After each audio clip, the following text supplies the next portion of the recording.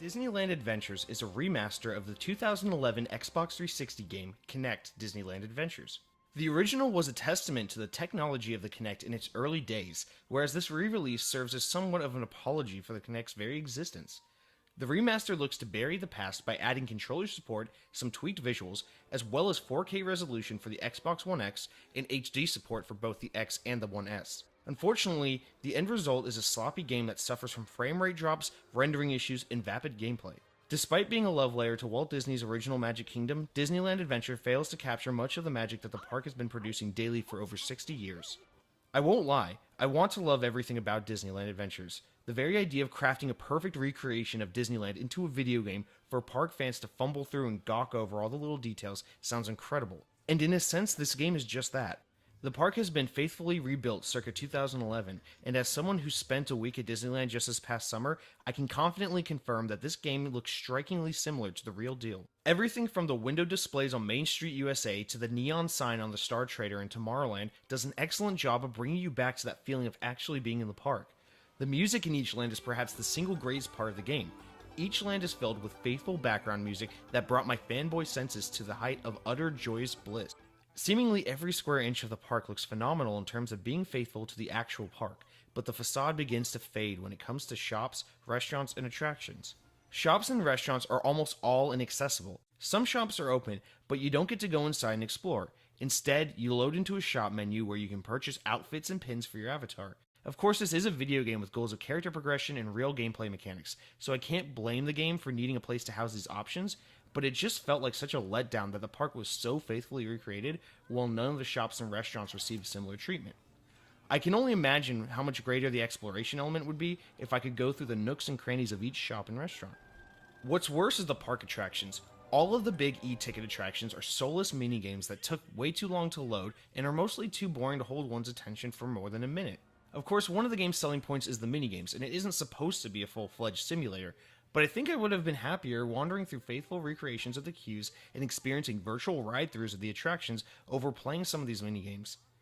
The minigames were designed with full body motion controls in mind, so playing them with the traditional gamepad actually feels somewhat reductive. The minigames are rudimentary and simply no fun using a controller. Most of the games involve some form of auto movement while the player swings the character left to right, collecting coins and avoiding obstacles. The attraction's theme may differ from ride to ride, but the minigames are fundamentally the same. However, a notable exception is the It's a Small World minigame that serves as a rhythm game, albeit a pedestrian one. I had a hard time getting my Kinect to function properly when I tried using it with the motion controls, and I honestly only wanted to use a regular controller. Ultimately, this just left me feeling unsatisfied with most of the minigames. If anything, the only redeemable aspect of the minigames are the fun cutscene animations that play before each one. Each attraction gets its own backstory inspired by the actual ride or the movie it's based off of, or a Disney cartoon in the case of the Matterhorn bobsled game. Some of the smaller attractions in the game, such as Dumbo the Flying Elephant, Gadget's Go Coaster, and Mad Tea Party, actually have ride-through simulation animations, akin to games like Roller Coaster Tycoon. I love being able to hop on these rides and see the recreations of them like I was actually back at Disneyland, but it only furthered my frustration that I couldn't experience bigger attractions in the same way. The park is filled with 40 iconic Disney characters that players can interact with and accept menial tasks from. You can take pictures together, get autographs, hug, dance, and even high-five the characters, and usually the characters will send you on a string of quests to complete.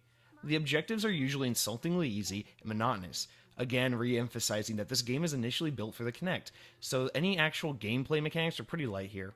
You'll gather materials for characters, relay information from one to another, and pretty much just repeat this over and over again. Occasionally a character will reward you with an item that you can keep in your inventory. Items include magic wands, a camera, a megaphone, and some others. Items like the camera can be useful, while most of the items are just there to allow players to interact with random objects that will release exorbitant amounts of coins for no good reason. If it really was this easy to come across money while visiting a Disney theme park, I don't think Disney would be in the business for much longer. Disneyland Adventure's biggest issue, though, is that it's plagued with performance issues. The frame rate is a mess, and environments usually look bland in the distance, as textures can take quite a while to load in.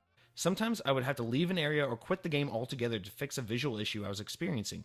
To be clear, I was playing on a day one Xbox One. The game has been updated to take advantage of some of the Xbox One X's power, so perhaps things run a little better on the X. However, to me, there's no real explanation as to why a 6-year-old game is performing so poorly on a console that came out 2 years after the original game. My guess is that the remaster has been poorly optimized, which is a shame because it detracts from the game's strongest feature, its exploration. Overall, Disneyland Adventures fails to create a memorable experience for Disney fans. Obviously, the game has been made for a wide audience, but it seems to fall short of being a great experience even for younger players. It's easy to think that some of the younger players might be able to overlook the game's issues and have a good time anyway, but with such uninspired mechanics and so many technical issues, I can't really recommend this game. Perhaps if you're just that big of a Disney Parks fan, the $30 isn't too bad just to get a taste of a virtual recreation of Disneyland, but its charm wanes quick. For more on Disneyland Adventures, check out our video showing off the first 20 minutes of gameplay.